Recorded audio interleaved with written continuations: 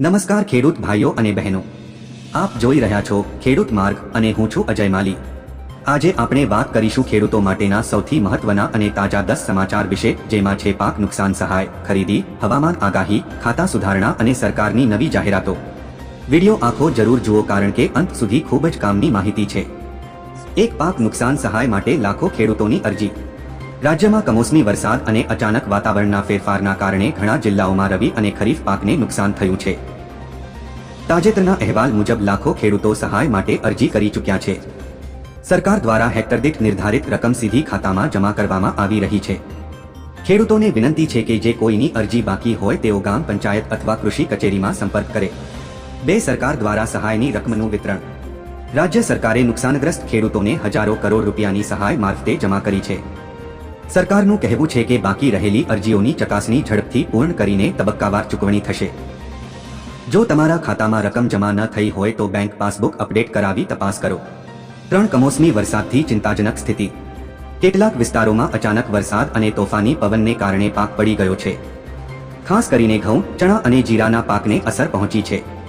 કૃષિ નિષ્ણાતો ખેડૂત ભાઈઓને સલાહ આપે છે કે પાણી ભરાઈ ન રહે તે માટે યોગ્ય નિકાસ વ્યવસ્થા રાખો। 4 પાક નુકસાન સર્વેમાં સુધારાની માંગ।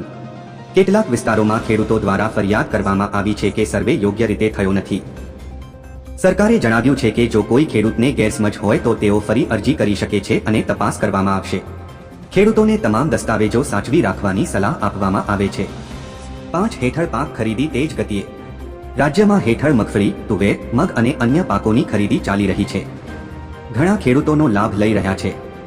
ખેડૂતોને સલાહ છે કે વેચાણ પહેલા ઓનલાઈન નોંધણી અને જરૂરી દસ્તાવેજો તૈયાર રાખે। 6 ઘઉં માટે અને નોંધણી પ્રક્રિયા। આ સિઝનમાં ઘઉં માટે નક્કી કરવામાં આવ્યો છે અને નોંધણી શરૂ થઈ ગઈ છે। ખેડૂતોને 712 આધાર કાર્ડ અને બેંક ખાતાની વિગતો સાથે સમયસર નોંધણી કરાવવા સૂચન છે। ખરીદી કેન્દ્રો ટૂંક સમયમાં શરૂ થશે। 7 જમીન રિસર્વે સુધારણા માટે સમય વધારો। રાજ્ય સરકારે જમીન રિસર્વેમાં ખામી સુધારવા માટે ખેડૂતોને વધુ 1 વર્ષનો સમય આપ્યો છે। જેઓના ખાતા અથવા માપણીમાં તફાવત હોય તેઓ આ તકનો લાભ લઈ શકે છે। 8 કૃષિ અને રાજકીય પરિસ્થિતિ। ખેડૂતોને લગતા મુદ્દાઓ પર રાજ્યમાં ચર્ચા વધી રહી છે। ખેડૂત સંગઠનો દ્વારા સહાય અને યોગ્ય સર્વે માટે અવાજ ઉઠાવવામાં આવી રહ્યો છે। સરકારનું કહેવું છે કે ખેડૂતોના હિતને પ્રથમ પ્રાથમિકતા આપવામાં આવશે। નવ હવામાન વિભાગની નવી આગાહી। આવનારા દિવસોમાં કેટલાક વિસ્તારોમાં ફરી હળવા વરસાદની શક્યતા દર્શાવવામાં આવી છે। ખેડૂતોને પાક ઢાંકીને રાખવા અને કાપણી મોડું કરવાની સલાહ આપવામાં આવી છે। શાકભાજી અને ફળના પાક માટે ખાસ કાળજી લેવી। સરકારની પાક રક્ષણ માર્ગદર્શિકા। કૃષિ વિભાગે પાકને રોગ અને ભેજથી બચાવવા માર્ગદર્શિકા જાહેર કરી છે। ડ્રેનેજ વ્યવસ્થા, યોગ્ય દવા છંટકાવ અને નિયંત્રિત સિંચાઈ પર ભાર મુકાયો છે। ખેડૂતો નજીકના કૃષિ અધિકારીનો સંપર્ક કરીને વધુ માહિતી મેળવી શકે છે।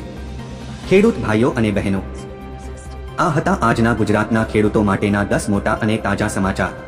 આ માહિતી તમને ઉપયોગી લાગી હોય તો વિડીયોને લાઈક કરો, મિત્રો સાથે શેર કરો અને અમારી ચેનલને સબસ્ક્રાઇબ કરો। ફરી મળીએ નવા અને કામના સમાચાર સાથે। જય જવાન, જય ખેડૂત।